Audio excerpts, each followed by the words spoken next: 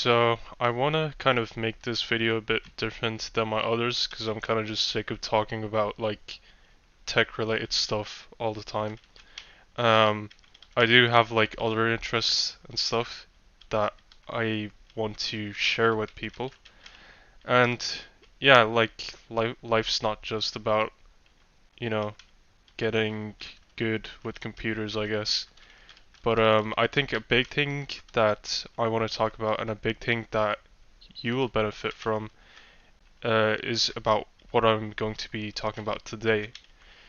Now, I'm like, for all of us people who work in the office and who work at home and stuff, there's probably one thing I guarantee you're doing that would hamper your quality of life um, by a big shot.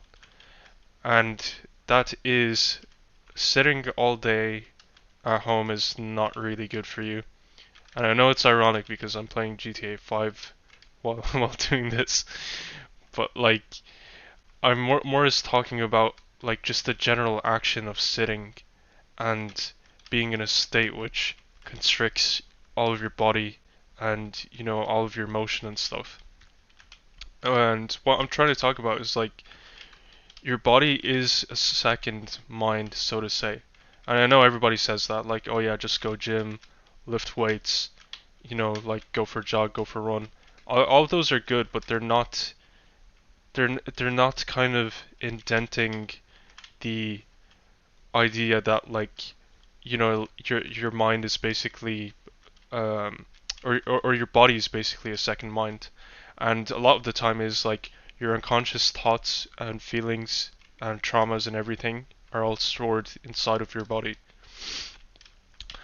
Now, like why am I talking about this? Like, okay, yeah, like the solution is simple, right? You just go for a walk or you lift weights or do something. But it's not just any movement that really like fixes the problem.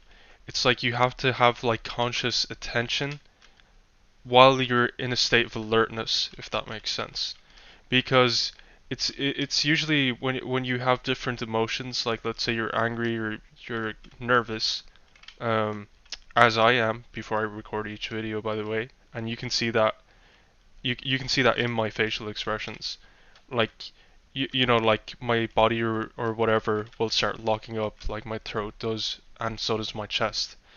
And in order to, or like I was never aware of this, or I was aware of this. I was just like, I'm completely fine talking to friends, like when I'm in a relaxed environment. Like my sort of my body doesn't tense up as much. I can have decent conversations with people and whatever. It's just when I'm like when I'm dealing with a big audience or something, or like I know my message is going to get across to people, then obviously my body starts tensing up then, because like I'm nervous about what to kind of say and stuff. And the big thing is like I think people will focus on like, oh yeah, just you know learn to say stuff under pressure, but it's not really helpful. Like, okay, that's kind of obvious. I would have done that by now. But I think the problem goes much deeper, as in it's not like it's not whatever you think or whatever you feel really. It's about like how rigid and tense your body is. And there's a couple of ways to make it more loose. You can make it more loose through stretching or whatever. But I notice it comes through like like almost like you need to be aware of your body first. Like whenever you get nervous, like which exact muscles kind of start to constrict or whatever, and then just learning to like ease into it and relax into it.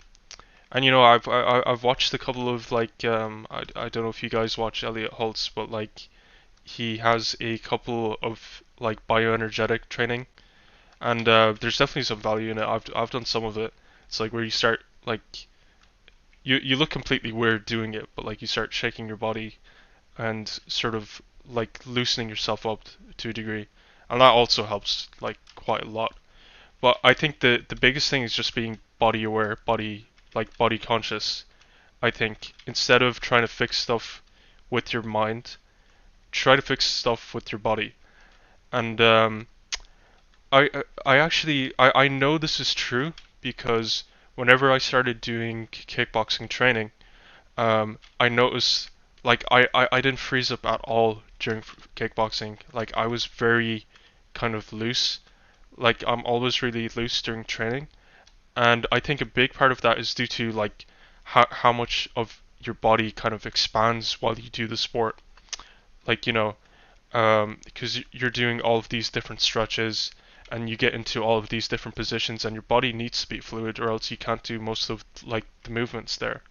You need like a torso which is easily kind of like you can move it around and stuff. And you also need you need to be aware of your body constantly because you're trying to make different movements inside of your head. And I feel like that definitely helps. Like I noticed like my life difference between before I started kickboxing to after was completely different. Because like at first I used to think it was like a self-image thing, and it definitely is, but it's more of like your body is loosening up, and when your body loosens up, so your mind does as well. Like there is a very weird and direct relationship like that each part of your body has with your mind. And yeah, I guess the general theme is just to stay looser, to always kind of be aware of what kind of constricts it, and you learn a lot about your mind once you kind of start becoming more aware of it. There's a billion different exercises I could recommend to you for that. I would say just look up Elliot Holt's bioenergetics, but I think the main thing for me was just learning, becoming aware. Firstly, like just doing a body scan of like which muscles tense up when I'm in this conversation, or you can also test it out. Like if you're um, if you're meeting up with, let's say, someone who you don't know and you're tense and rigid and everything. First try doing like a body scan while you're doing it, and that might give you a lot of info, like in terms of where you'll need to relax muscle wise. Um, but yeah, it's just very interesting to me how like like you think the problem is all inside of your head. Everyone's trying to fix like for example like stuff like talk therapy. Like you think that talking about all of your problems will fix it, and it probably does. Like to a minute degree, it helps relieve tension. But I think the biggest tension is always going to be in your body because everybody's missing that out. Like I know, like everybody still like a lot of people just go to the gym now. That's like their main kind of activity. But specifically, like um, you want something that like you need to be fluid in some kind of a sport like that. In my opinion, is the best, and it doesn't have to be kickboxing, but it can be like something like even yoga.